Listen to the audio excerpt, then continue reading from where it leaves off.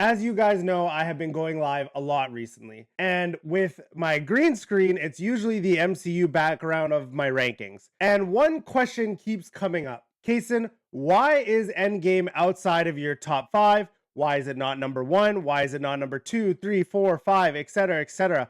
And my number one answer is always that there are too many plot holes for it to be anywhere higher than 5. Honestly, it could be 5, but Avengers Age of Ultron is the most rewatchable Avengers movie to me. Therefore, it sits at 5. But Endgame has plot holes, and that shit bugs me. So we're going to cover that right now. But before we get into that, hello, my name is Kason. If you love all things film, TV, Marvel, MCU, please be sure to drop a follow because we cover this stuff all the time. Wow, it felt really nice to say that again. Now, before everybody grabs their pitchforks, I want to make one thing perfectly clear here. This is an incredible film. It's emotional, it's satisfying, and it delivers one of the most memorable and iconic superhero comic book film endings ever. But there's one thing that always holds it back for me, and that is the plot hole. The MCU has spent years preaching and explaining that if you go back in time and you change the past, you create a branched reality. You don't rewrite your own timeline. Bruce Banner literally goes to the Ancient One, and this is explained to him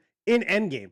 And then also, they reinforce it in Loki seasons 1 and 2. So, explain this to me. How does Steve Rogers go all the way back to the 1940s, live his perfect life out with Peggy Carter, and then come back and be an old man as if nothing has ever happened? Well, not that anything didn't happen, but he lived that life. But like, he comes back to the main timeline as if nothing was rewritten. If he stayed in the past, that should have been a branch. He shouldn't just appear on that bench many decades later. That's not how it works. Unless somehow he jumped back using some technology that we have not seen yet and the MCU just refuses to explain it. Then there's the Infinity Stones. People always say, well, Cap went back in time and returned the stones, so everything is okay.